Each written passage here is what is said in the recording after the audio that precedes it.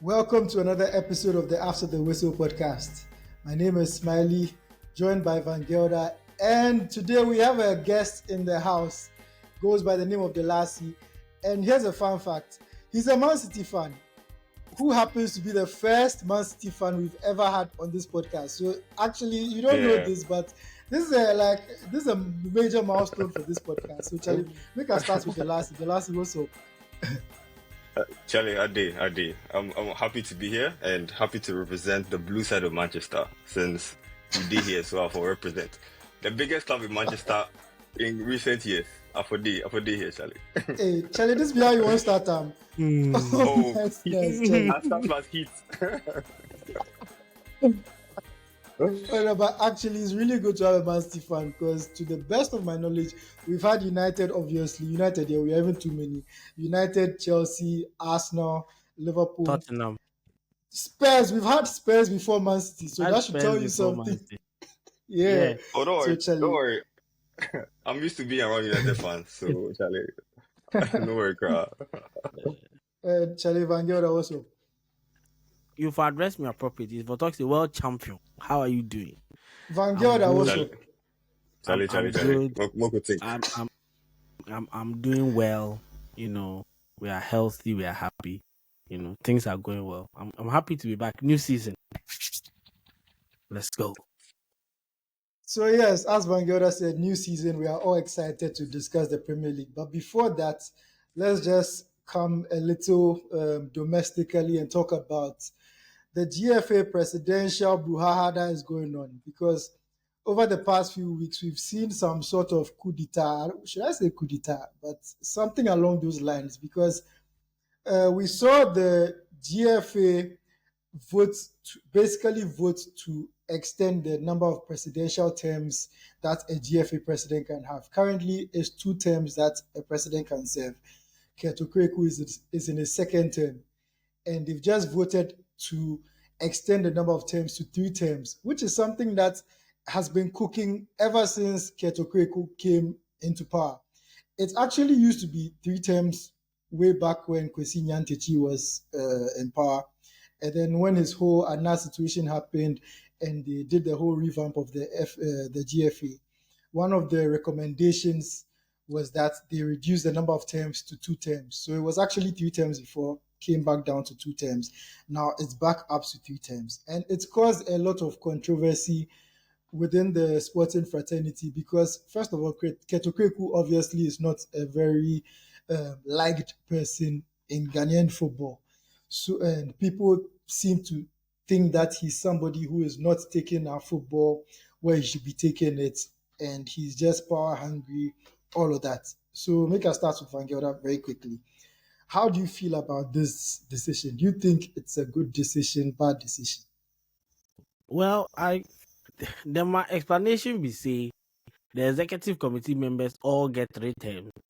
And so if they get 3 terms, how can it be that the chairman of the executive committee only has 2? So then you should reduce the number of terms of the executive committee members, not increase the number of terms of the president. I don't understand. And then the claim say, oh, be kept we go benefit. But somebody make a very excellent point. But Ket is the only one in the next Congress then go do elections that will be eligible to stand for a 3rd term. Everybody else will be 1st term. So where's the level playing field? Meanwhile, before that, you cook some quick money, give the Division 1 people some money, be there, they owe them, keep. All of a sudden, like 2 days before, all them sort them. And they say, be that they contribute to that. So make we no talk about that. But personally, I just think it's just a stupid idea. This is not the 2 terms. Somebody said, oh, you can't do everything. If you know anything about football administration, you know that 2 terms is not enough time to do what you need to do. Okay, the 2 terms we then give this man. What you do? First, 2 AFCON showings without a win. Where we graduate from there, we know the qualify go AFCON safe. That's the record of the person that you are saying, 2 terms is not enough. Our Ghana girls, I think under 17 or under 20, banned. They can't play because then they take people with them at age they more than for B. How many under 15 and under 17 coaches have they had since he became president? Then we'll go camping across the country, pick players. Then go camp them, do justify your inclusion. Then the list of players you will come at the end be different from the people then go they justify. This be the kind of things that they happen. This be the kind of things where it happen. Then go, if we go World Cup, then we go pocket 100,000 for each ESCO member. That be the kind of things it happen. But then say make we not talk. Then say then forgive such a person the opportunity to run for a third term. So where does it end? You might as well just make it infinite. Because if he ran for third term where he win, within the third term, like when I left in 2 years before his second term will end. Within 2 years of his third term, if he were to win, he can also say, Charlie, make you do arm for it. Or make you do arm any number. Let me play devil's advocate a bit, because looking at the general football picture, it's not just the Ghanaian football. The FIFA president also has a 3-term limit. I think UEFA too also has a 3-term limit. So are you sure you're not looking at it just like from the perspective of, or like you're just looking at it being Ket Okreku being in the seat and not the position in general? Because I'm looking at it seems like a lot of people just don't like Ket Okreku, so they don't want him to extend his time on the seat. But assuming he was doing a good job, if it was a different person who was doing a good job, don't you think you'd want to give him more time to do? Yes, and that's I'm not going to shy away from the fact that I'm absolutely 100% biased.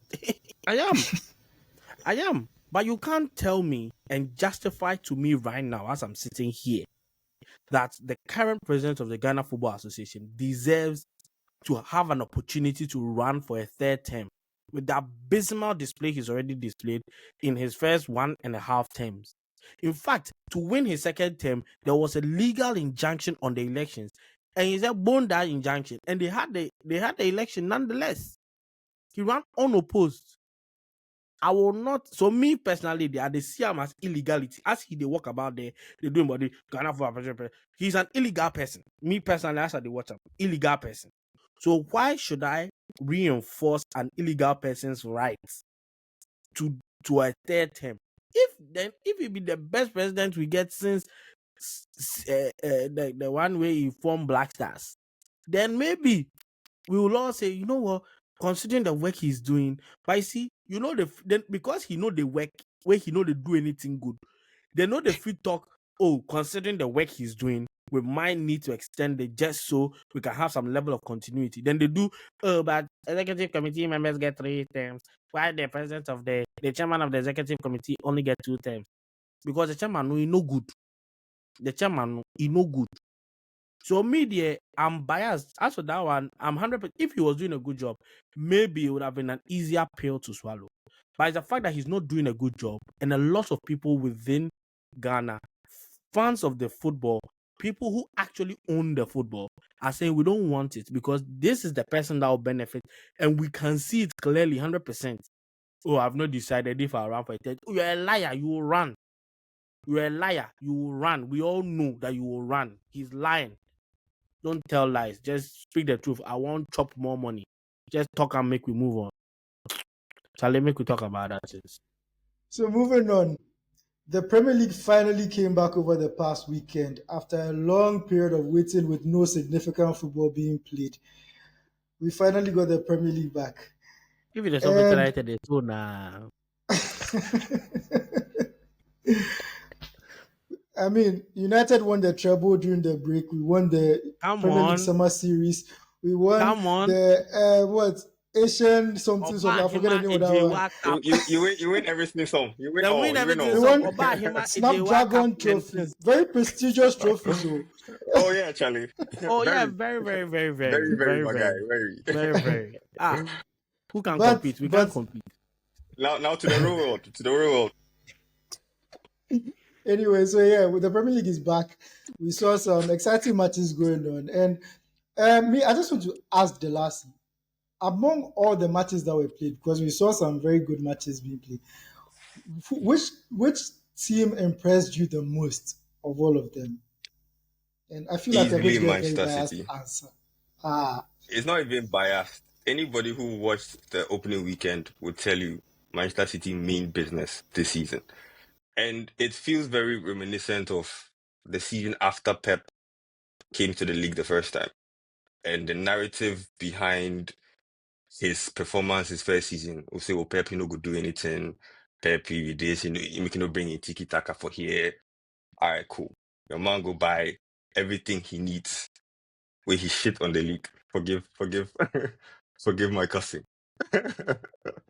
Like he dominated the league. So honestly, it feels familiar, and I am extremely excited for this season because there is a point to prove. There is a reason to motivate his players. Last season, I saw a drop off because like 5 in a row. What 4 in a row, 5 in a row? Is there a difference? You know, about like, can you motivate your players to want to do it a fifth year in a row? Plus a combination of injuries to key players, an aging squad, Pep's personal issues. Your man was not good last season. Like your man is scratching face and things, bro. His wife distressed him out. So then if you focus on the football better. So this season rejuvenated, and people don't understand how well run Manchester City is as a club. Because if you watch the first match, it was a combination of academy players plus experience plus the new players, and everything just gel yesterday. Like Oscar Bob in movement, Rico Lewis in assist, Nico O'Reilly, Trafford in goal. Honestly, that kid impressed me. Like he was very commanding in the box. Like his delivery was very good. And as much as I love Edison, Edison can be prone to unnecessary mistakes. Honestly, I see Trafford as a more stable option. I could be wrong. But honestly, what I saw on the first day impressed me a lot. And if I know Pep, because there is nobody in the league that knows how to win the league better than Pep. Nobody. Everybody is like, we all make assumptions for the new season because we're all excited for new players and stuff. But if you look at the history of Pep and the league, what we know see before, to be very honest, what we know see before, who United know by, who Chelsea know by, like who Liverpool know by, who Arsenal know by. Make us talk about Arsenal right now, but who Arsenal know by, Idibab. So honestly, it'll be a fun season, and Man City impressed me. So yeah. Van Gelder, do you agree? 100% agree. I think there's been an oversimplification of last season's performance. Look, statistically, if you look just 2025, Manchester City have been the best team in the league. But that my first half of the season performance make people the figure say they're no good. So I've seen a lot of people write them off. People saying they'll be third and fourth, and bro, nobody reach. Make nobody lie you. Nobody reach. That midfield reinforcements, getting Tijani Reindeers in, and then reintegrating Nico Gonzalez, even though he might still sell him anyway, because he's saying squad be too bloated. Don't underestimate having Oscar Bob back, because last year, I watched Man City vs Chelsea preseason. The things with Oscar Bob do before that preseason, I said this kid go worry. So the first two matches where he heads nowhere, I say Allahu Akbar, because wow, this be the stress, the person that in the stress week. You the bab. That be why you go bring that Savinho guy. That be why you want ship him go Spurs, because he no good like that. If he get Rodrigo, he go ship Doku go Wolves. It will no good like that. Right? I think Manchester City will win this league this season. And I will not be surprised at all. Largely because Liverpool's midfield is food. It's food in transition, bro. If you and them they play in transition, you go catch them, you go over them. My only team is say they get very good front players, so they will try to outscore you. But that defensive solidity that is required to win leagues, they don't really have it this year. Arsenal, they don't get any attack. I watched the game against Man United yesterday, and it was the worst Arsenal performance I've seen in a long time. Arsenal, let's not take anything away. They got the 3 points, which is what matters at the end of the day. But having watched the game, like, bro, United looked good. That's how bad Arsenal was. United looked good. That's how bad Arsenal was. Nobody say they don't look good like, and they worry say them go worry. not be that kind. But Make they you no look shy. good. Make you no shy. If they want to get, just talk and say, oh, actually. United looked good. But I think if you ask me, the performance that impressed me the most, yes, Manchester City over the weekend. They were clean. Trafford is good. I think it will be good for them. But I have a question for Delasi though, because then they link them to some bozo keeper, Donnarumma. Honestly, after seeing Trafford, I don't think we need Donnarumma. Like to be fair to him, I've not seen him play a lot. I saw him in the Champions League games. He's a very good shot stopper. He's part of the reason they won that Champions League because against Arsenal specifically, some saves your man did do, Charlie. I know see some before. But if you're selling Edison and because I like Ortega. Ortega is a good alternative. He saved us against Spurs the season we won the title. So he can do a job there. I'm very impressed with Trafford. So if we get him, I trust Pep. Cool. Like let's see what Pep can do with him. If we don't, I'm fine. Honestly, I'm very happy with our squad. Like the whole right back situation. Pep has always said, give me good players, I will make it work. And Pep has never had a perfect team since he's been in England. Always some right back issue or some left back issue, or he for convert somebody into something. So Pep knows how to fix whatever he needs to fix. So me, I'm good. Like so, if we get Yeah. Donnarumma, fine. I'll trust that Pep feels like he can do something for us. Because yeah, overall, Trafford is my guy. Like the first game really impressed me about him. I'm yet to see him against Spurs. Maybe I'll change my opinion then, but based on the I first game, mean, yeah, yeah. But I'll add that I think Manchester City look very good, and that's without Pep starting Ryan Shecky yet. I think that guy was a big problem. It's a big problem for the rest of the league. And the fact that we sat there and let Man City just get him for 23 million or 20.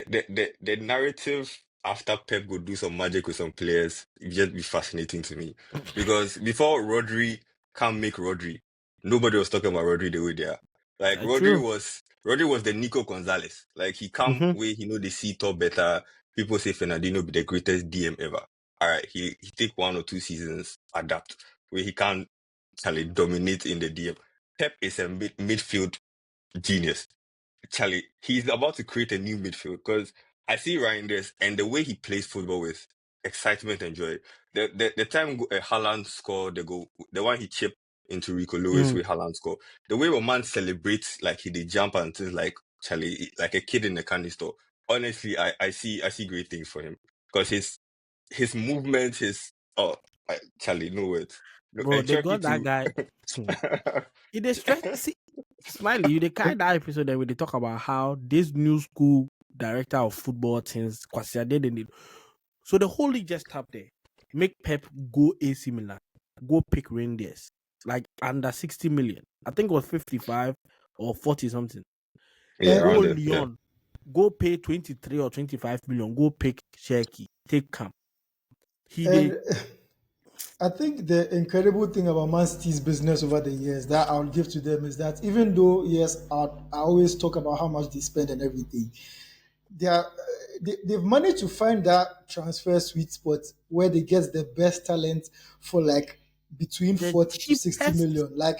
Like most of their best signings are all within like the 40 to 60 million. They are not the ones who always go out to sign. Like Grealish was like an anomaly for them in terms of the But transfer that's fee. because Because it was a what do you call it, a release clause, and Villa won't budge. Exactly. If Exactly. Villa would Like have yeah, negotiated, they would have signed him for 49.62 million pounds plus people 50 million in add-ons. Wallahi, but people make it seem like we decided to say, oh, we'll see Grealish, we'll give you 100 million for Grealish. No, we paid the price that we're given. And he was the only person we bought that transfer with. They wanted Keane, Spurs say, nah, Levy say you know go sell to me. Cool. We won the league without the striker. Charlie, make you know so underestimate Pep. every one of Man City's like best signings over like the past 8 years or something have been like 40 million, 50 million. KDB, Haaland, I don't even want to use that one because the add-ons and those are what Please, agent they please, please, collected. please, please, please, we So buy him for 50 million. it can't go like 1 billion or something. So I don't want to talk about them. But in general, like most of Man City's signings, sometimes you look at them after a few years and you think, why didn't we go for that person? Like me, I look at someone like Ruben Diaz. and I think about how we paid 80 million for Maguire, and I'm thinking, actually, why we not just no go for this guy? So that's And the always funny the feeling you get from here, Delasi Mensah. and the funny thing, we were in for Maguire. We wanted to buy him, and as United here say they can't buy him, we then hijack we Now over. that one you pump fake we. You know you really want them. You know say we will fool. So if you go 70, we go bring 80. I'm never gonna be. You They always they do with that thing. And be like, cool, you can have him. Charlie, if you really want him, then you can have him. Like, people have come to buy Pep's players thinking that, they will create the same success. Where Sterling they ready? Where Zinchenko they ready? Where Gabriel Jesus they ready? Charlie, why look, you move to Brad Sterling? Make it not move to Charlie, Uncle. I beg you. Sterling be my most frustrated player in Man City because sake of Sterling, like, look, in the Stanley. league, Sterling will do wonders for you, like, and that be when I started to see Pep. When Sterling started scoring goals. Before Pep, Sterling was a 7 goals a season type of striker. Pep put him in positions where he can finish. Don't give him too much time to think, or that nigga will miss. Any one-on-one, I bet money that he will miss because Sterling just don't know how score goals. But if you give him like one touch, he will score. But times where I would like make you do something for me. In the Champions League where we're getting knocked out 4-4, 5-5 answers. I would have liked Sterling to be scoring those goals. But Charlie, the time for do against Spurs, they say be offside, so nothing's for. But Sterling, I love him for helping us win the league. But as a striker, when he was leaving, I just laughed because you people go can learn. Why Sterling? Because only one person get a manual. We carried the money, willingly go to my office, say 45 million, Jenna, Mama, and Sterling. It be Chelsea you buy him first, or be Arsenal then buy him first. We buy him. When we loan him to us now, he come back right now. Fulham won't buy 20 million. But them they negotiate, see if they go figure 25. Sterling, they be ultimate mercenary, Charlie. Another team that impressed me very much this weekend, but that's just because of the amount of players they've lost. Bournemouth. Losing both centre backs and their favored left back. Their left back. As well. And their keeper. Both centre backs. Their left back, their keeper, then can't carry one a bomb. But no, my right back, if you say copy name be basic, then they call him Adam Smith or something like that. Nobody buy him. If he gets some, it's just it's like then go back. But to have lost almost your entire back four, and then to play the way they did against Liverpool was very encouraging. Yes, I know they lost 4-2, but that's just because of the immense power of Liverpool's attack, right? It's Liverpool at home. Yeah. You're not winning. And so for me, I think I was very impressed by the way they played. And I'm looking forward to seeing how they are going to progress through the season to fix the issues that, because them are new defenders no be exactly as brilliant as Zabani and Housen. So my question is how they're going to adapt. But on the basis of the Friday night display against Liverpool, yes, they lost, I know.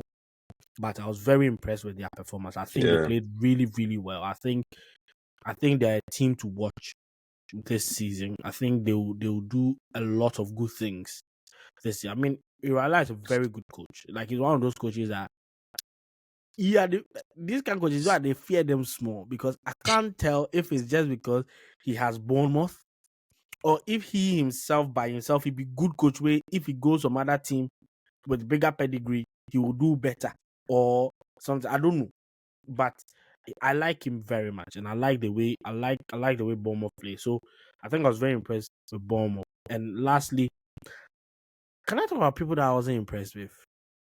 Name one. I have a lot. West Ham United. This Graham Potter guy, he be fraud though. No one say if Chelsea will spoil in this. You know be we I can't know fraud. Lie, I can't know fraud. You know be we do. I can't know. Because how long has he been in the job? How long has he been in the job at West Ham? About going on a year now, right? Because it was around. Yeah. He took over the job last season. Mm-hmm. I can't remember whether it was mid or like December. I think it was around mid-season. Let's say mid-season. So let's say half a year, 8 to 9 months. You can't tell me you then the team go pre-season. So me, that's how long, you know the work. Because if it was within the season, like last year, I understood perfectly. Yes, this is not his team. These are not his players. These are David Moyes players. Where then carry what would that fraud then go take? Lopetegui. He to there be worse. He be bomb pass. Where then jam. Where then bring Potter. So you can understand two very defensive coaches, and then bringing a coach that like to dominate the play. Fair enough. But you've had the entire summer with the team. I don't think they've signed a lot of players, but they've done some amount of business, I think. Losing Kudus is big, but one might argue Kudus wasn't good for them last year, so their fans were celebrating when he was sold.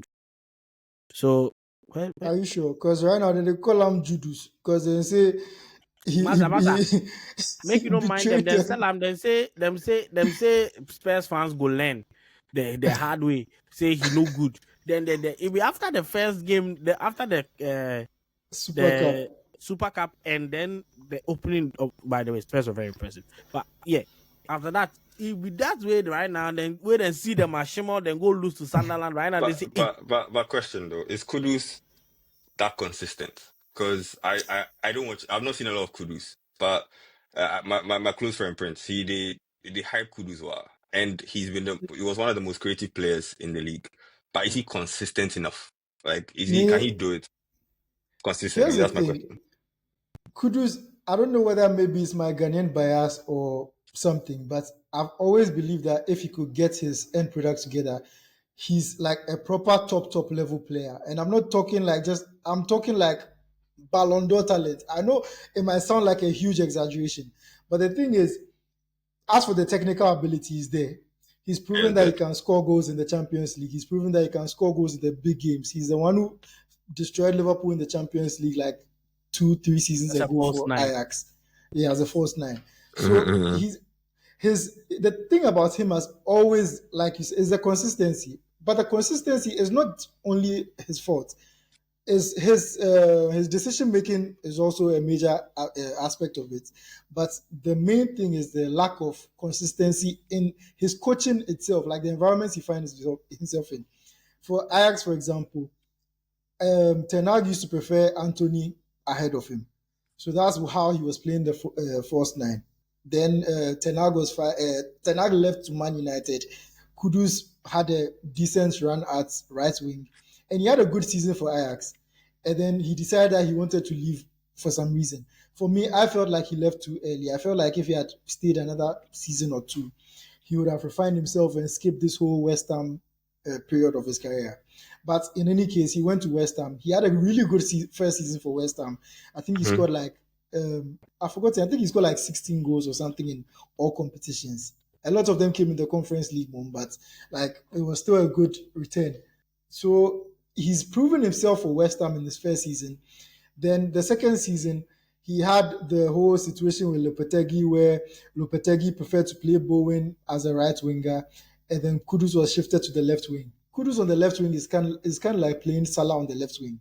You can't expect a certain level of consistency from him from over there because he's just not that type of player. He wants to cut in, do all that stuff, try and score, all of that. He can't do exactly what he wants to do on the left wing. So for me, his second season, even though it was very bad, it wasn't entirely because of him. So it's a situation where he's never gotten a consistent run at a particular position. He's never gotten a consistent coach to guide him throughout his the years where he's beginning to find himself. Because over the past, say, 3 years, he's had 3 different coaches, I think. Because he's had Ten Hag, he's had the other. Actually, this is 4th coach. If I'm not he's had a lot of coaching. He had Ten Hag, then he had the guy that came after Ten Hag. Then he had David Moyes. Then he had Graham Potter. Then he had Lopetegui in the middle. And this is his 6th coach. This is his 6th coach. 4 years. So, I don't even want to sidetrack, but it's kind of like the situation with De Ligt. De Ligt too has had so many coaching changes. So it's very hard for him to find. But I had to, I had to stick that one inside. But yeah, back to Kudus. The thing is, I always have a certain level of sympathy for players who never seem to find themselves in a consistent environment, whether it's just through coaching changes is through team turmoil, whatever it is. So this, I'm hoping, is going to be the first time where he's going to have like a solid run in his preferred position. And in his first game, he wasn't ball hogging like we are used to seeing him He was do. more unselfish. He was very He Yeah. was unselfish. So I don't know whether it was a Thomas Frank thing or it is. it's just first few games where he's trying to impress. He's trying to do things to impress the fans and everything. But at the same time, like it's, I honestly don't remember the last time I saw Kudus play a game where he was this like he had this level of decision making. Like he and was, freedom. because it makes him harder to deal with. Because when you want to be the one who's always cutting in, dribbling everybody and everything, like yes, he's difficult to get the ball off, but also like he can be predictable in what he wants to do. It's just that in that predictability, you can't take the ball off him, even though you know what he's going to do. But in this particular game, he was going left, he was going right. His assists both came with his right foot. So it's like it unlocks a whole different aspect to his game. So if he can continue doing this, and I hope Thomas Frank is going to hammer that into him, like I don't want to be cliche, but the sky is the limits for him. There's really nothing he can't do. You know, it's fair enough. Like I said, I haven't seen Kudus play a lot, and simply because I'm Ghanaian, I would support him. However, he will blast next week as we play them. But the match the match I watched, if I'm being honest, his assists, he only got those assists because Richarlison was good. Like those finishes were very, very good finishes.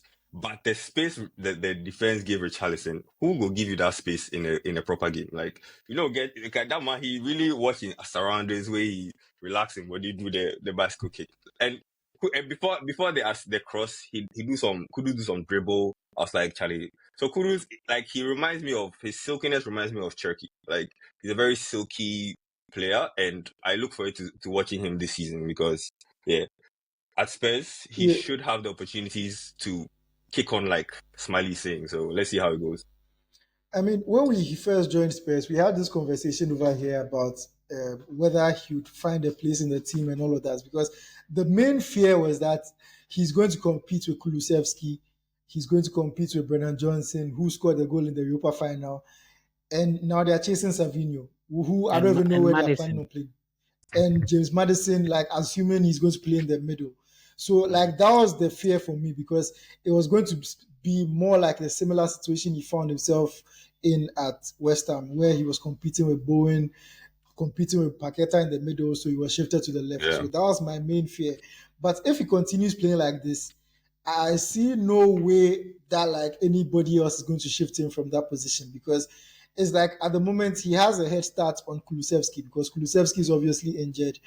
You are going to be the one showing the coach what you can do before Kulusevski even gets the chance to do whatever he can do. So by the time Kulusevski comes, you probably secured your place, and then Kulusevski is now rather the one on the outskirts of the team. So that is really a good thing to see, and I really hope that Thomas Frank can bring the best out of him, because honestly, if Kudus can get it all together, he'll probably end up being the signing of the season. Because for me, Tottenham getting him for 55 million is a steal in this market, because putting aside his last season, getting Kudus for 55 million, looking at how people like Ilanga are going for 55 million, Mbumo is going for 60, we bought it for 70 million or something, Cunha is going for 62 million. Kudus' talent compared to all of them, I feel like Kudus, like talent-wise, he's probably more talented than them. In terms of who is more effective, that one is a different conversation altogether. But Kudus has already proven himself in the Champions League. That's something that all these other signings that are going for big money haven't done. That's a whole different conversation about this market and the money people are spending on players who haven't really proven themselves and all of that. But for all the hype about Mbeumo and how much how he performed last season and how he's done so far for United, Cunha and all of those people, they haven't actually performed in the Champions League. And for me, that's always like a huge determiner of how you're going to perform for any team. So yeah, Kudus there, like, it's something that I'm really optimistic about. The Super Cup in this game is giving me so much hope. And it Yet. might just and maybe, as you said, this is just the environment he needs, a stable environment. I mean, I will not use stable with Spurs, but it might just be that Thomas Frank creates the same type of opportunities for his players, and we've seen him do it with people like Mbuemo, with Visa, when he knows how to adapt even when he loses, because he started with Visa, Mbuemo, and Tony, and then he Tony. lost Tony. Then he lost Tony, and then he got I think he got some guy be from somewhere before he switched that to Mbuemo and Visa, and then last season they balled out. So if there's any manager that can get the best out of a wide forward, I can trust Thomas Frank to do that. I don't want him to, but I can trust him to do that. I want Kudus' numbers to be good. I don't just want Tottenham to be good. That's the same thing for me. But Look, I think if Spurs will have a good season. I think the only way is up this season. Like, you can't possibly do any worse. Same for United. Like, so I hope we can get a segment for United alone. Don't worry, I have a lot to say. but finally, adding to Spurs, I think if they do end up signing Eze, that'll be very good for them as well. Especially the fact that they've lost Madison probably for the rest of the season. That guy, let me just leave it. I think Eze will be a very, very good signing for them. Eze, Kudus behind Richarlison. They might cook, you know. Very, Bro, very they might, exciting. this team. season, Solanke is also a really good striking option. striker, So like, and he's now coming back from injury. So let me just talk. Maybe Richarlison has head start on him, and that when he's fit, he might work himself back into the team and become the starting striker. But Charlie, this is what would be success for Spurs? Like, if what should they be targeting for the upcoming in my season? opinion, sixth place. Sixth place will be very good success. Very good, yes. Sixth place with no trophies, because that's what they are known for. Do well, come close, bottle it, 4 weeks, and so they'll finish sixth. Then they'll lose all the cups in like quarter, semi-final, so that we can say, "Oh, Spurs try them." That would be success for Spurs. I know the Spurs fans will insult you, but that's fine. That's good. I think they'll take points off big teams. They'll have some say in the title race, but yeah, they're not in the race necessarily. This season, I don't think we take 3 points from 3-point lane, because we have this weird relationship, and by we I mean Chelsea. I have a very weird relationship with Thomas Frank, where we find it very difficult to beat Thomas Frank teams. So this season, on Kwande, are not the only ones. United, then last week, I count my 6 points. Usually, Tottenham is free 6 points every season. Jan Jikra there 4, but Thomas Frank there, it's not 3-point lane. But I think they'll do well. Can I say a question about United? That was United, even where I was heading to. So, what are we expecting from United this season? Here's the thing. Obviously, like, United performed well during preseason. It was only the final game. I don't know what's at Old Trafford. Maybe the room preseason. We actually did very well during preseason. If you watch like on the tour, all our preseason games, go and ask Iraola what we do Bournemouth on preseason. Make it Baba Hayes for there. It just as we come back to England, when we come back to Old Trafford, maybe that hyena then say Pogba Berry for Old Trafford be true, because as soon as we come back to Old Trafford, where we play for Fiorentina. Yeah. One interjection. I did watch your preseason. You win only 2 matches, so but we played well. Now, watch them like this. Preseason is more about performance. You beat West Ham, then Bournemouth. If we have the Liverpool fans, they lie. We say Florian Wirtz was excellent against Crystal Palace. It be the same thing they do. It be the same thing. We watch the games. See, the Everton game that we drew, we actually played very well. So like for me, I don't really count it as a bad performance. How you played well yesterday with for the season. I see the pattern for the season right. You see, yeah, man. You see, Cool. But here's the thing. Already United at Old Trafford lately, it's like I don't know whether it's a mental block or something, because even just from we did like, again, even though people are pushing back against this, we did well during preseason. We came to the final preseason game against Fiorentina at Old Trafford, and we look like a completely different team. So this Arsenal game, it kind of diluted our momentum going into the Arsenal game, at least for me. Because if we had played the Arsenal game right after the Bournemouth game or something, like I was full of optimism and everything. And then after the Fiorentina game, it just made me start feeling again like, nah, nothing much has changed. Already, you know that I'm not the biggest fan of Ruben Amorim. So it's just a whole cocktail of feelings. So we came into the Arsenal game. We actually played well, but again, like you guys are saying, I'm not trying to have a whole season of we played well and we didn't win. Like we've had a whole season. Okay, I can't even say we have had a whole season of that because we didn't play well last season. So, like, and I can't. After finishing what 16th or 15th, the number plenty from my head inside 15th. So like I get the number all from my head inside 15th. So after finishing 15th, like I'm not ready for another season where we just be talking about we played well, but we didn't win and everything. But we have to temper that with reality because it is very hard to jump from 15th straight into Champions League places. So, bro, if people finish, sorry to interject you, but you can't tell me to tamper. The reality is you spent 220 million on your attack, so you can't tell me. We've spent 220 million. Finish. You spent 220 million. You've sold zero. I won't balance the books give you. Then they try to sell Hoyland. They're trying to sell Hoyland. Nobody go buy that bomb. Make it no way. Nobody go buy that bomb. You see, and the guy you guys for Hoyland come. They say he be the Haaland of. See, let me tell you. Now there be the media with and try force that narrative because they want to create they won't create a whole new rivalry. I beg, we don't do anything.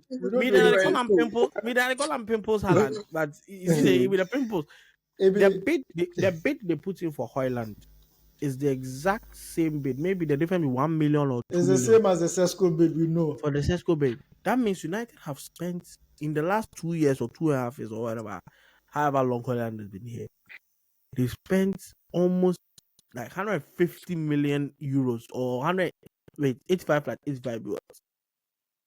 170 million euros on 2 bombs. Okay, one if you right now. The guy know 2 bombs. And the feet down for my fast. And the feet down for my fast. In the obono, yeah, cross the bono. See, I told my roommate in 2013 when Ferguson left that United would stress because in my short time of watching football, there was this strange thing Ferguson had with United. Like the game yesterday, there's no we played well and we didn't win. If United play well and Ferguson, they're winning. If they don't play well, they are winning. So the Bala your man go use as a day United, he really lost because there is nothing surprising about United like in the last few years. You know, like there's something missing, and a lot of United fans have this arrogance about them and feel like they are supposed to be somewhere. They feel like they should be somewhere, but you are not there, and you will not get there for a very long time. Like, and I'm not even an answer right now. Like, there's a lot of structural issues with United as a club, and if that's not fixed, you're not going to get there. Then fix them training center and so. If it's not better fix, then get new jacuzzi. So right now Ronaldo go, he no go know where the jacuzzi did. That be the only difference. They go feel relaxed after losses. Still they leak for Tafo. Hey, sorry, Ultra. They go feel relaxed after losses. I mean, Charlie, they'll go soak inside after Arsenal scored them 1-0. So then go sack Here's another. Then go sack another. Here's the thing. In terms of the structural issues, that one nobody can deny that there are structural issues. But at the moment, we are fixing that on like both the off the pitch aspects and on the pitch aspect. In terms of the transfers, I think we are being more methodical with our transfers. We are not as how do I even put it? We are not gung-ho. I don't know. Yes, we are not as gung-ho with our signings as we used to be. I feel like back then our signings used to be, oh, this guy, he's very flashy, he's nice, and he can sell jerseys. Make we sign him. Sancho, for example. Like, I don't think there's a lot of thoughts that went into signing him. Everybody knows that Sancho. I was not in. I didn't like from Dortmund. Yeah. I didn't like the idea of signing Sancho from day one. Like me and Crack had these arguments over here non-stop. I just never liked him. I don't know why, but something about him just never felt right. I felt like, first of all, I didn't feel like he would have the intensity required to play in the Premier League, intensity, physicality. He's a very soft player. I feel like he's a luxury player. He's the type of player who, like, your team set already, then you sign him, just add him just to come and do. But he's not the type of player who imposes himself on your team, particularly for a Premier League team. I just never got that feeling from him. So Sancho, I never liked the idea of signing him. And so again, United, like in the past, we've had so many silly signings where it's like not much thought went into it. Let me use it. The typical example who like people tend to forget is Van de Beek. At the time we signed him, there was no immediate need for him. There was no reason why, and we had so many other issues to solve with the team. We needed a defensive midfielder so badly. And we signed a player to come and compete with the one player who never gets injured in the team. Like how do the downfall of Van de Beek, the downfall of Van de Beek needs to be studied because that dude was integral to the Ajax team before he came United. But as he came United fans hype. Oh, Charlie, we can't get. You can't tell Bami player right now. You know the fit. Where who United no signed before? What profile of player have United not signed? Like in the last. Yeah, but here's the thing. A DM. Van de Beek, like I'm saying, you see, like I'm saying, Van de Beek, for example. Here's the thing. First of all, we didn't have any immediate need for him. So that should tell you that it was just like, I don't want to say he was a luxury signing, but there was no sense in signing him when we had wanted to more sign him pressing because issues. He was going Real Madrid, and they were like, we go free tassel plus Real Madrid, so maybe we'll go sign now. You have to ask yourself, like at that time, we had Bruno. Bruno never gets injured. So, and Van de Beek plays in the same position. So, like, why are you signing him? Like, instead, like, I don't mind signing somebody to even be a backup to Bruno. I'm not saying that Bruno never gets injured, so there should be no sign, like, there should be nobody, like, to at least be waiting just in case he gets injured. But at the same time, that money that we used to sign him, we could have used to sign a DM again, which we needed far more, and then find a cheaper option just to understudy Bruno or something. But again, there was no sense in it. Are you people right still now looking to buy Baliba? What? They don't get money, make no worry. They don't the get money they go to me, Baba Hezwi. Like the money they go to me. We make this. You won't go. What we name Baba in there go do this is Tony Bloom in there go do negotiation. You know the whole wallet. Because from the latest news that we're hearing, obviously everybody has said that like we've walked away from the sign, like at least we've postponed it to next season. But the latest thing we are hearing is that they were trying to peg his transfer fee against Joao Pedro. So they were looking at some 55 to 60 million. How are you going to get Baliba for 55 to 60 million? Like, how? Let me tell you. It was very... Baliba's transfer fee is already pegged. Me, I tell you free. Against Caicedo. It's already pegged. It's a peg against Moises. If you want to sign Baliba... If Brighton you go for the one season one, that way you think say it go be cheap. Okay, Charlie. Masa, one season, 1.5 season one that can't be. Yeah. If you don't get money, make you not go there. Me at the shop for that side. That be where my shop is. But here's the thing. The important thing for me is that United is addressing issues in a more methodical way than previously. So, for example, we need a right winger. We didn't go for the most flashy right winger we could find. We went for a functional person. In Buemo, you know, be that kind dribbling and like he's trying to impress the fans. He's like a Kante type of right winger. Just do your job. Try and score goals. Like very efficient. He doesn't do anything that you're not expecting him to do. Did you buy him for instant success or for a progression? Yeah, because for the age that he is, you are expecting instant success, but he's also a good age to sign a player. He's not like too young and he's not too old. He's in that sweet spot where it's like he's entering his prime. He's just had a really good season and he's had a steady progression over the past, say, 3-4 years. So it's like it's a sensible signing. And he has, again, like I don't really like to use this point, but he has Premier League experience. Even though Premier League experience, I don't think. Oh no. It'd be very important. It'd be very, very, very. Look, make nobody lie you. See the baptism of fire Florian Wirtz gets for the PM Prem. See the baptism of fire Zubi Dubidu gets. Yes, T. Masa. There are very few players who come into the Premier League, play their style, play their game, and are not overwhelmed. Very few. You must be absolutely brilliant. This whole weekend, the only outside from England signings way them first. Reindeers, then Ekitike. Ekitike. Finish. Checking who they inside. Checking No, who they check I mean, it he inside. came on inside, as a but sub, so he came on he came against on as tired a sub. legs. So yeah, you I know, can't and really also say he faced but peak I'm talking intensity. about. I Okay. get what you mean, Delasi, but like I'm talking about like high value, like more money. The people then pay more money give no. But So 45 then 36, what was the difference? Because you paid it would 45 for Reinders and 36 for Turkey. Like, what would the 9 difference? million 36 no I don't scam. I don't scam. No, but on a more serious note, if you think about Rangers is coming in to replace, like, I think either De Bruyne or that hole that is left by, say then it be Gundogan, then Rodri, then De Bruyne they float, then Bernardo Yeah. they do side and side. So you've lost. Let's say Sheki comes to replace De Bruyne as the creator. Rangers is more like the new Gundogan. Control the Honestly, tempo, then Cantons. Then replacing De Bruyne is very, very difficult. Like, yeah, so for you what? actually need two players. So the two Them of two them together. had to replace him. And what Reinders replaces for Kevin De Bruyne is his legs, like his move, like Yes. that running power. Like Reinders Mhm. replaces that. Turkey replaces the creativity. And Mhm. what makes Turkey interesting is anytime he comes on as a sub, they come do something. See against Spain. Even in the preseason, when he comes, he will come do something. When he starts, it's different altogether.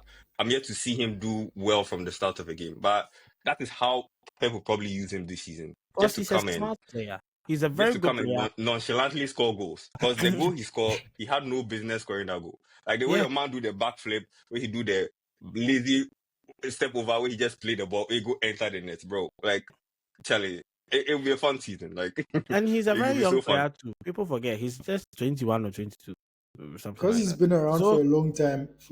yeah, People people forget think that he's Yeah. that young. he's like Donnarumma, but he's not that old. But back to he Manchester. didn't. No, I'm like he and Vets are similar ages and same Yeah, profile. The actually. Vets, I feel for Vets because the thing about Liverpool is the reason I don't think Liverpool will win the title is Liverpool have never won it back to back. Well, that's one. Two, are we seeing Arne Slot with everything he needs and Pep with everything he needs, no injuries, is better than Pep? Because last season he finished the season with 84 points. And he won the title with 4 games to go. And went on not to win a single one of them. Like if you talk say, oh, they win the league, so nothing spoiled. But the difference with Pep is the time he got the 100 points, he did not need to get 100 points. He wanted to get 100 points. He be fucking So guy. That'd be the like difference. he be very, very single-minded type of manager. So if you are saying that Arne Slot is going to get 90 plus points, so like I'm yet to see that because I watched in previous coaching experience. He go win one, then he go do all the next season, but somebody will do better than him. So if you're telling me that his Liverpool team last season was better than the club teams that went toe to toe with Pep, then I'm yet to see it because I didn't watch Liverpool last season. But if I'm being honest, if you do good, Man City will do better. Like that is that's just Pep. And this season he is on it. Like I will be surprised if we don't win it this season because there is so much to prove. Like there's so many doubters to prove wrong for Pep, and it is his final 2 seasons. He and his wife then go Oasis. They enjoy themselves during the summer. He's relaxed. And the smart business of Man City is we bought everything we need before the World Cup, so we took it as preseason. Like the players have already.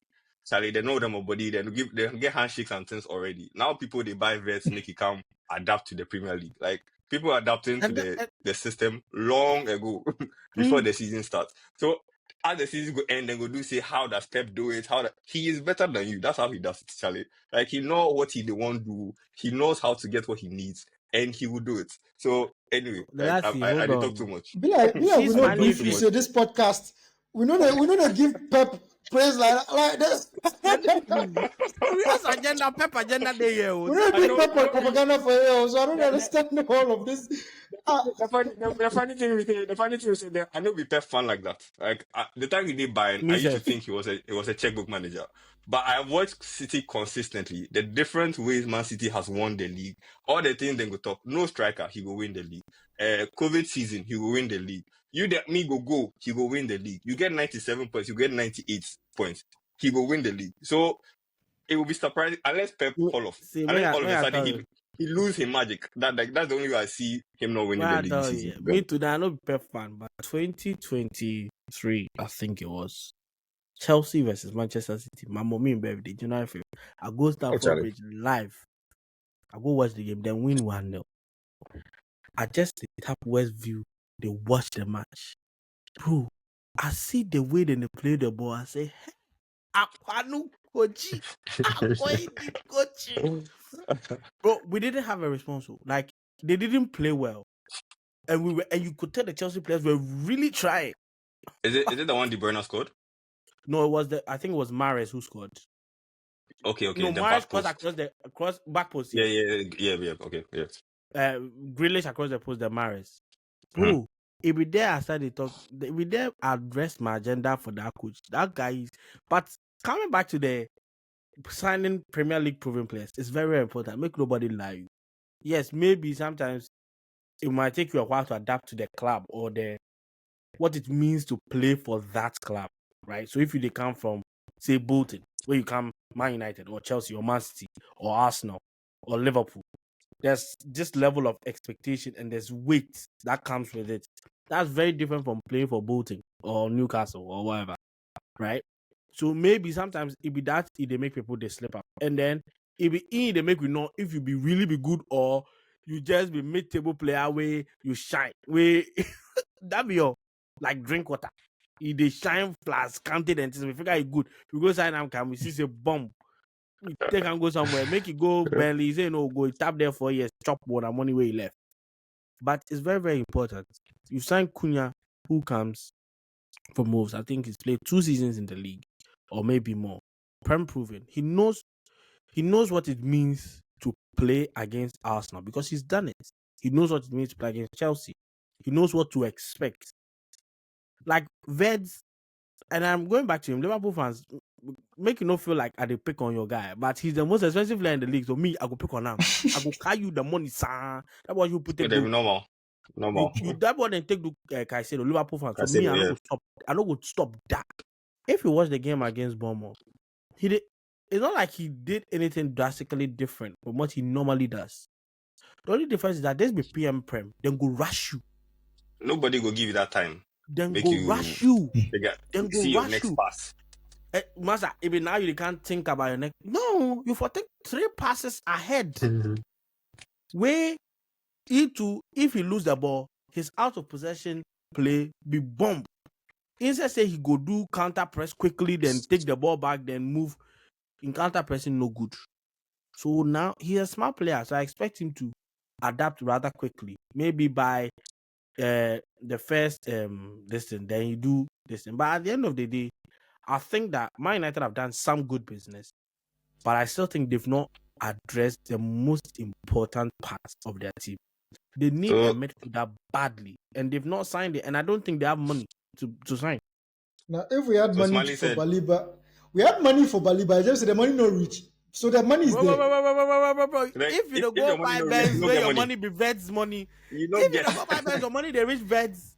No. Let me ask you. We won't buy Benz, but we get civic money, so we go get some civic put there. Let me ask you a question. As Man United is today, do you need somebody who is less quality than Baliba? Because less quality than Baliba is Ugarte. When you get one already. Ugarte be another player. Wasn't he supposed to be like one of some awesome signing when you bought him? Bro, make you not carry me. That guy, the time where Chelsea no sign him, the way they laugh we. I don't forget that. Here's the thing. It's very unlikely, but there are certain bargains that you can get that can be like a sellotape until you get the ideal signing. For example, like who? Let me give you an example. Endo for Liverpool. Who thought that Endo was going to have the impact that he had? Bro, Yeah, I don't that think- guy is not good. He didn't. He's not have good, but any he impact. didn't. He's a typical. No. Vagiola, if you say he wasn't good, He's not good. he's not good, but he did a good enough job. Who is the celebrity for you guys? Like, who are the Who other goes celebrity? options for That would be you like guys? me. I've not given it much thoughts because me, honestly, when I thought Seshko was going to be our last signing for this summer, and then next summer we chase a midfielder. It's just when the Baliba thing came that is making us dream again. And I don't think particularly after this Arsenal game, they are going to just leave us our midfield as it is. There's probably going to be another name that comes up. I can't tell who it is for now. You see, I tell you people say then I get player for you. I cook him fine. I don't want to hear anything. But Leslie Ugochukwu. Fantastic engine on him. You make why you don't use him? I get I said, why I go use him? I get I said, where you come from? Where you come from? French. He come from France. Okay. He was a big prospect. 19-year-old Lille player. Where we go by him. Anyway, before we wrap up, let's do some quick predictions for the season because we've not done that yet. So make us start with Delasi. Title winners. Okay, obviously you've already said City. Based off of my analysis, actually, I don't see anybody besides City because City. Yeah, I don't. Honestly, I just do not see it. I'm very objective when it comes to these things, and I am yet to see any new signing impress. Gyökeres was not impressive. Sesko. So the thing about United game was they played well, but you really huffed and puffed in the box. Like you will get some chance, and I was actually a United fan yesterday because it is much funnier for Arsenal to lose than United to lose because nobody cares about United. They're gonna lose them ahead. Then go start the shouts. Yeah, Arsenal fans are much more entertaining when they lose. So for me, I was supporting United, and you huffed and puffed. Sesko will get the ball, then go bounce off him, then play the shot, then they. Honestly, there was a lot of was too eager to do something, and Arsenal weren't good. So again, United, you say the kind of numbers. I remember your numbers from last season. You're 15. You lost 11. You drew 9. No problem. No, sorry. No problem. Relax, make a finish. You won 11. You drew 9. You lost 18. You scored 44. Conceded 54. Minus 10 goal difference. Open spreadsheet. And a point, 42 points. Now if you flip that. If you flip that, where you get 18 wins and 11 losses, you get 63 points. That'd be good for top 10 top 8. Yeah, top 8 thereabout. That would be a good season for United. So United, Charlie, the inside. Unfortunately, you half and puff. You might even be sitting in a Manchester derby, but you're not. I don't know how this is because this entire nobody say United will go win title, but just manage switch the team. Come for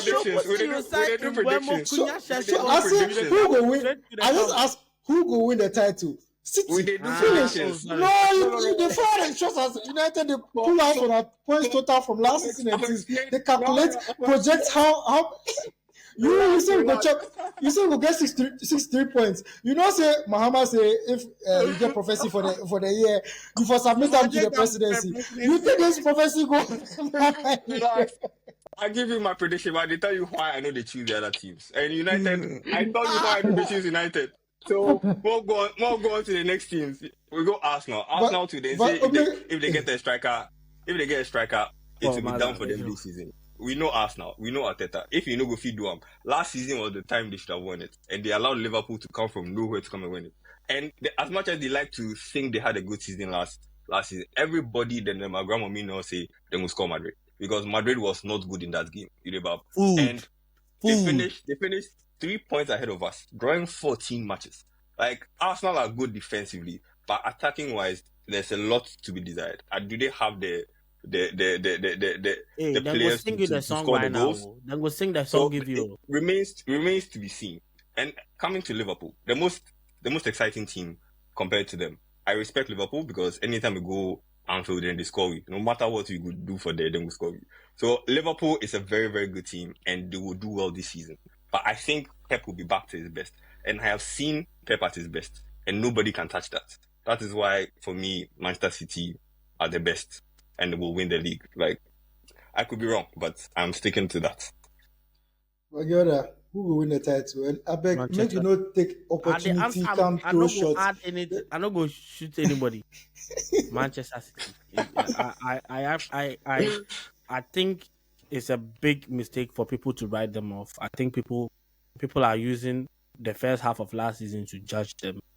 And bro, that man be demon. Instead say we go come together, join hands, then go pray against him. So say something go happen for him family, make you know do well. We all with this problem day. I think they'll win. I think they'll win and they'll win comfortably as well. So me too.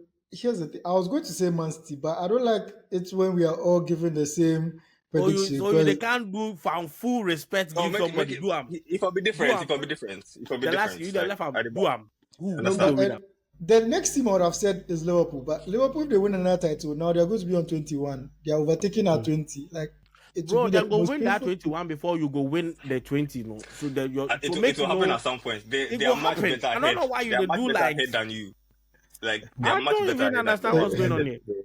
You who go win the league? Tell me. Hey, Who go win the league? crack, I need you. Bring all of them. Make you come. And they set United fans. So- Make you come. So anyway, me, I'll just go with Man City. So top six, Why they do have top 6? just in which order? Okay, fair enough. I can go. Second, Mhm. Liverpool. Mhm. Third, Arsenal. Fourth, Chelsea. Fifth, Tottenham Hotspur. Sixth. Actually, I don't know who will be sixth. Anybody can be sixth. To be honest, Nottingham Forest looked decent. I don't know if they'll be the same. They could be They'll be the same as last season. So I can't see beyond the traditional big six. I don't. Last season, Spurs and United underperformed. I don't think they'll underperform this season. So I think they would be back to where they usually are. But yeah, so first for me is Manchester City. Second, Liverpool, because I think they are the closest to like have more of a settled team compared to Arsenal, who have a settled team but can't seem to score goals. So Arsenal third because of their experience, and Chelsea are a young team. I don't think they're ready or have the experience to win the Premier League just yet, but they'll be exciting to watch. Take points off some big games. The only thing Chelsea proved in the summer is they can beat anybody on their day, and they proved that. So they will beat big teams. So that's fourth. Fifth, let me be nice and say United. Let me be nice and say Make you not United will tell be lies. fifth. Make you not raise people's Shut up. expectations. Make you know they You tell give me lies. one. But yeah, if you be see, make you know The what me now attack go with invite. Make you know just miss this them. one. Let This me- one pair. Make we take up. I beg. Let me be nice and say Okay, fine. United will be fifth. Well, being nice And to your then- host. Fine. And then Spurs will be sixth. But again, the season is unpredictable, so who knows? Okay, so United for could me. win it, and it will be a Leicester season type of season. So yeah, Okay, so for me, City first, Arsenal second, Liverpool third, Chelsea fourth, fifth. I also say United. Me, I'm just saying United based on the fact that we don't have European football. So I feel like at the very least, for the type of improvement that we've made and the fact that we don't have European football, it should count for something. And then I'll give 6 to Spurs. And then top scorer. Haaland. Erling Brot Haaland. That one not is easy. very straightforward. Very straightforward. Most assists. This is tough. It's tough. Mohamed Salah. 'cause- Salah. I You know, think. I think. let me go. You go ahead. Sorry. Let me think about mine. Sorry, Delasi, but bro, that Ekitike guy, he be problem. And I just think when he and Salah gets on the same wavelength, if think about all the Darwin Nunes chances where he miss, Ekitike go bury like 90% of those chances. So Salah's 90% is very high. bro, I'm very confident. Like that guy, even from before then Chelsea, then link up to Chelsea, I said that be the guy we will go for.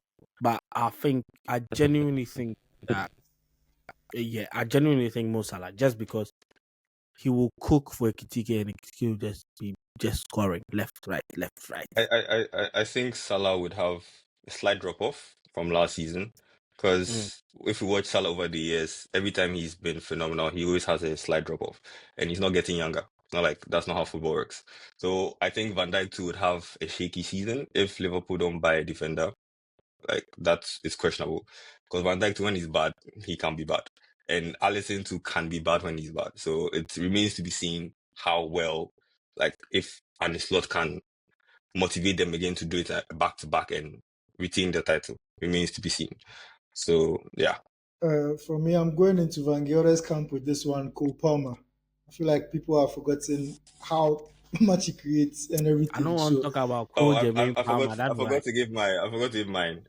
So whoever assists Haaland the most will chop. Is Most that assists. Rangers? The man said Whoever will do that the most will chop assist game. So we will see. okay, so young player of the season. Ryan Cherky. Who go Ekitike? You know, as I ask this question, I don't even think about the answer. I hope so people go ponder over him for a longer time before I come up with one. But since I don't get no. I go change my own. Sure. Esteval. Sorry. And what we Esteval. Like what he go do? Like what he go do? Goals, assists. We don't go talk much. Make people can talk say hype. Esteval. Since we are all being biased, me too, I'm going with Ahmad. Emfa. Ahmad. Oh, right, okay. from right wing back. Emfa Jai. Can I JT? Okay. And then player. For me, it could be Oscar Bob to win Young Player of the Season because he's very techy. He's very techy. Very techy. And then player of the season.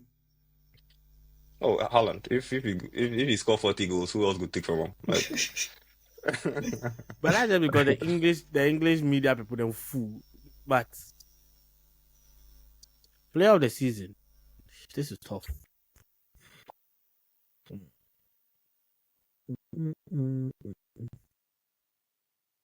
It'll be somebody from Man City. I don't think it'll be Haaland though. I think it's probably going to be Cherky. Though if Cherky balls out the way I think he is, he goes to either Cherky or Reyes, one of the two. Reyes is a revelation. I'm not going to like I've never seen him play, but the reason I'm so hyped is the kind of goals we scored Wolves. It wasn't Wolves played well for the first 30 minutes, and we looked shaky. After the water, I was like, my boys, what's up? But the moment it clicked, it was so silky. The first goal, the second goal, and the way Haaland took his second goal, like the boys are hungry, the boys are sharp, and it would take a lot. Like for us to have a similar season as last season, Charlie. That means the football gods really want shit on Pep this season. But like I don't see it happening. And from all I'm seeing from the club, things are looking up. And yeah, that's why I'm so adamant. But I could be wrong. So let's see. The season is long and full of terrors. So yeah, Charlie. For me, this one I'm going to pick a very ridiculous pick. I'm going to make a ridiculous pick just based on pure bias. Kudus. So Kudus I don't have any logic behind it. I'm just picking Kudus because I don't want to pick any Man City player. So, fucking. Well, you will get me very soon. Like the Manchester Derby is coming soon, so you will get me quick. No so problem. Charlie. I mean, as for Amorim and Pep there, that one there, you know, say he did want to pocket inside. Pep there want to pocket inside. Charlie. So wait. So you go score. You go score for Etihad. I mean, you scored us for Etihad last season. Yeah. Easy. So easy win. Prediction. Yeah, just score it and then go lose to Leeds. 2-1. Quick one. Yeah, that one there. That be how we did. Okay. So anyway, we've come to the end of this episode. If you haven't done this already, please follow our social media pages: Twitter, Instagram, ATW Podcast GCR, YouTube, After the Whistle Podcast, TikTok, After the Whistle. And again, the YouTube, we are still trying to grow the YouTube. Everybody was giving us pressure. Create YouTube so that YouTube is there. Subscribe to the YouTube, share the links, comment, just feel free, interact. Whether good or bad, if there's anything positive you want to say, feel free. If there's anything negative you want to say, feel free. Also, the FPL is back, so check our pages. We'll be posting the links. So We would have done an FPL roundup, but I didn't come prepared today, so that's just the plain truth. So yeah, from next week we'll be doing the FPL updates as always. And yeah, Charlie Delasi, thank you so much. We are hoping to have you on for more episodes because the Man City perspective really need. So Charlie, thank you so much for Pleasure to joining be us. here. But the next time, bring more United fans. I would like some If Arsenal fans as Aku's well. coming Next, over are you, they coming back up next time? Or you be careful what you wish for. Be No careful what you worries. wish for because Look. This season, no matter what Man City do, United is not finishing above us. So there's nothing you go fit take laugh me this season. Like so, no we problem. go have fun this season, Charlie. Yo, crack. I hope so. Yeah. Anyway, Charlie, my God, you too. As always, Charlie. Thanks, bro. And yeah, once again, thank you guys for listening, for watching, and as always, ATW dominates the conversation.